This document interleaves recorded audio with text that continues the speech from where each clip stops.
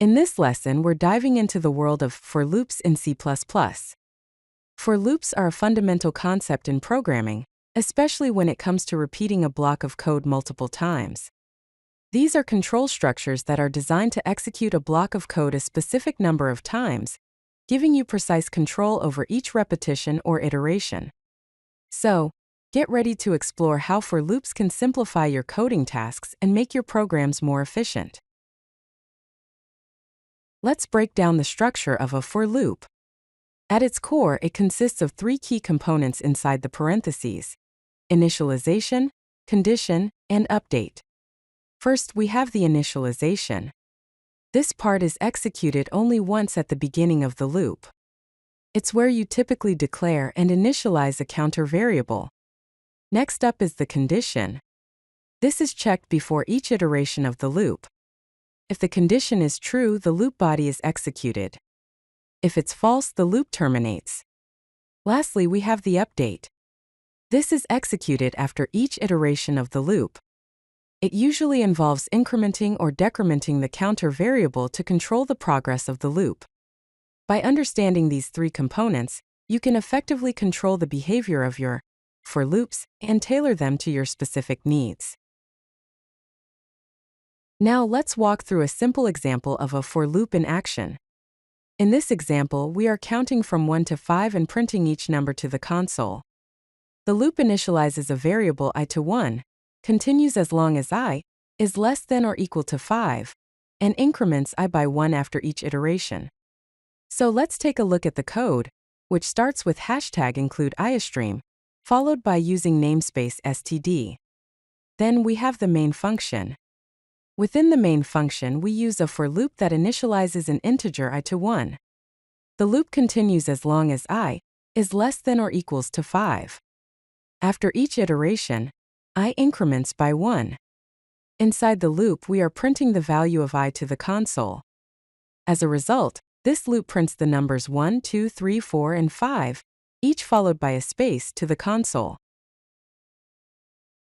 Now let's explore how for loops can be used to count backwards.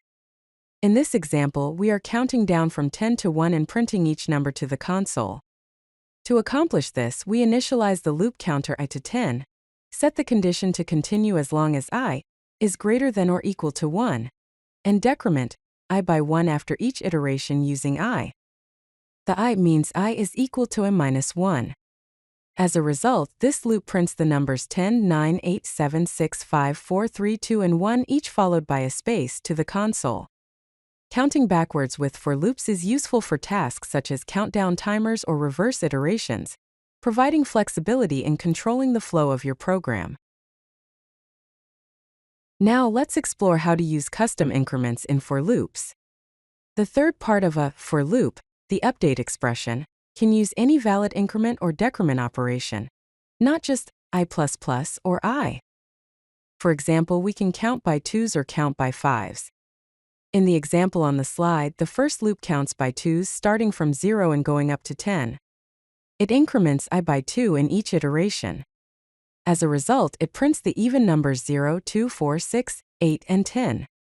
The second loop counts by 5s starting from 0 and going up to 50. It increments I by 5 in each iteration. Therefore, it prints the multiples of 5 from 0 to 50. Custom step values provide flexibility in controlling the rate at which the loop counter changes, allowing you to tailor the loop to your specific needs. Now let's explore the concept of nested for loops, where one for loop is placed inside another. Nested loops are commonly used to work with two-dimensional arrays, create patterns and shapes, perform matrix operations, and implement coordinate-based algorithms. In the example on the slide, we have an outer loop that runs 3 times, and an inner loop whose number of iterations depends on the current value of the outer loop counter I. The inner loop prints a star followed by a space, I times in each iteration of the outer loop. As a result, this code generates a pattern where the number of stars in each row increases from 1 to 3. The outer loop controls the number of rows, while the inner loop controls the number of stars in each row. Now let's see how for loops can be used to calculate the sum of numbers. In this example, we are calculating the sum of numbers from 1 to n, where n is a variable representing the upper limit.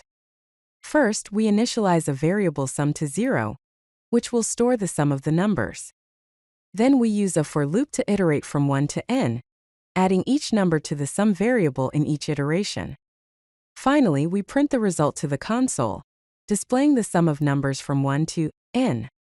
This technique is commonly used in various mathematical and computational tasks, such as calculating series, averages, or cumulative totals. Now let's explore how for loops can be used to iterate through arrays. In this example, we have an array of 5 integers, and we want to print each element of the array to the console.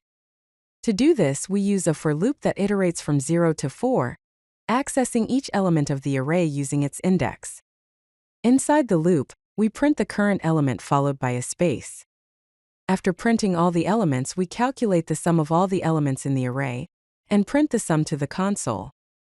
Iterating through arrays with for loops is a fundamental technique in programming, allowing you to process and manipulate data stored in arrays efficiently. In modern C++, you can also use range-based for loops for iterating through arrays, which simplifies the syntax and reduces the chance of errors. Let's go over some best practices to follow when working with for loops. First, initialize variables properly, always initializing counter variables with appropriate starting values. Second, use clear conditions, making loop termination conditions explicit and easy to understand. Third, choose appropriate increments, selecting increment or decrement operations that match your algorithm's needs.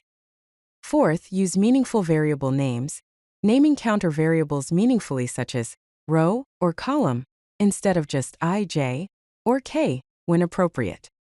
On the other hand, some common mistakes to avoid are creating infinite loops, having off-by-one errors, modifying loop variables inside the loop body, and using unnecessary computations in the loop condition that could be calculated once before the loop.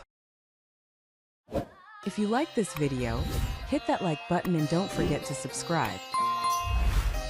Visit codelucky.com for more such useful content.